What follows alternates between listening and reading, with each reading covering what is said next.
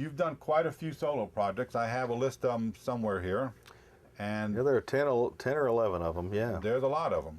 Yeah. Now, your latest one is Glide. Glide. Talk to me about Glide, some of the songs on it. Is that a completely instrumental album? No, there are a couple vocals on it. Rodney Crowell sang a song called A Long Hard Road, which was actually a hit by the Nitty Gritty Dirt Band in the 80s, but I played on their cut of it. And Rodney had never recorded it, but he wrote it. So I always liked the song and asked Rodney to do it on my record, and he was really willing to do it. And I thought we had a really good cut of it. And then also Travis Tritt sang a song on the record called A Marriage Made in Hollywood. And, yeah, Travis and I have actually been doing duet shows lately, just the two of us.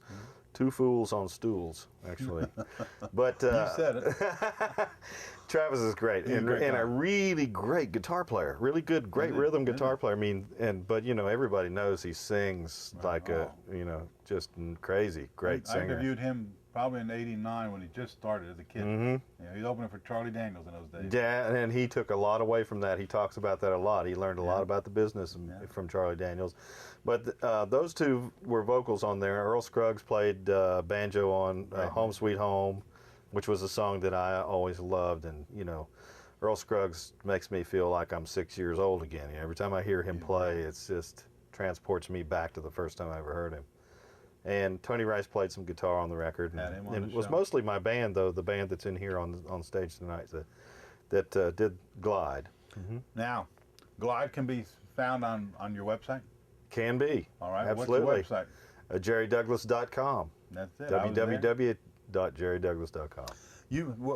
Let's just quickly compare Glide to your first album you recorded back in 1982? 1977. Okay.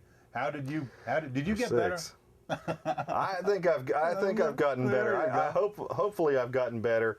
You know, the musicians that I've always been lucky enough to play with were, you know, top notch. Even then, you know, that record had Ricky Skaggs and J.D. Crowe on it, and all these, you know, my first record, I had great luck, and you know, you have to be in the right place at the right time. There you go.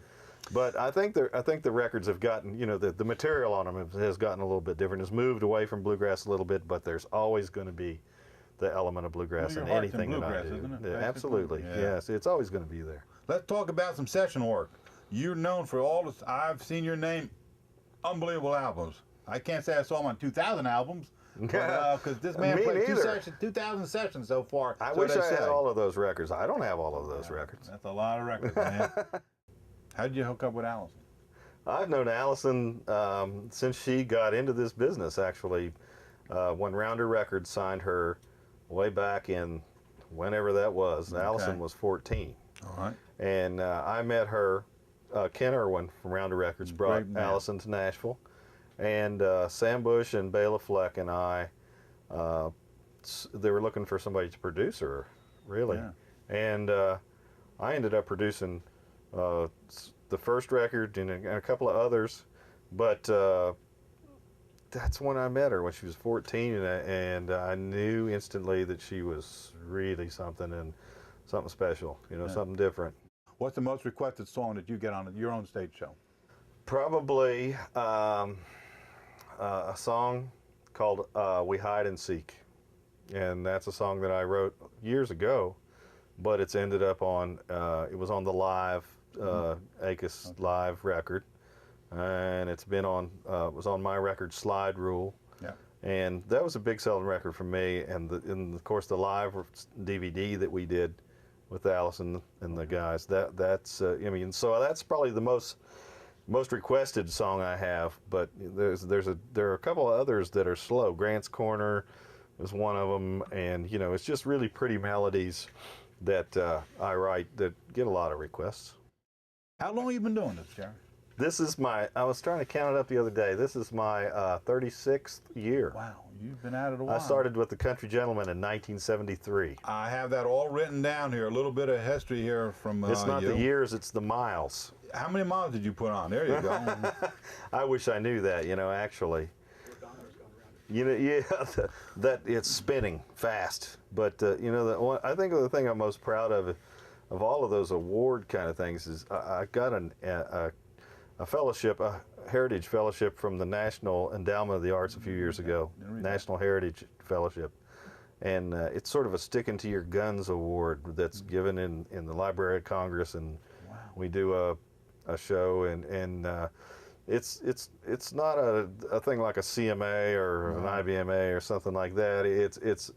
It's more of a legacy award. Wow, that's honored. That was a great honor. Not that any of the other things are any less, but no. That just meant a lot to me. That's sticking with me. You're talking about the dobro here. I read where you said, instrument allowed me to do a lot of things that any other instrument coming from the bluegrass genre wouldn't give me. What's that mean? Well, the dobro is such a vocal instrument, much in the way that a violin or fiddle is, that gives you sustain, and so you're able to really complement vocals well, to back the vocals. And it kind of sort of sound like another voice, a harmony vocal or accenting vocals, or framing. I like to think of it as like framing things in.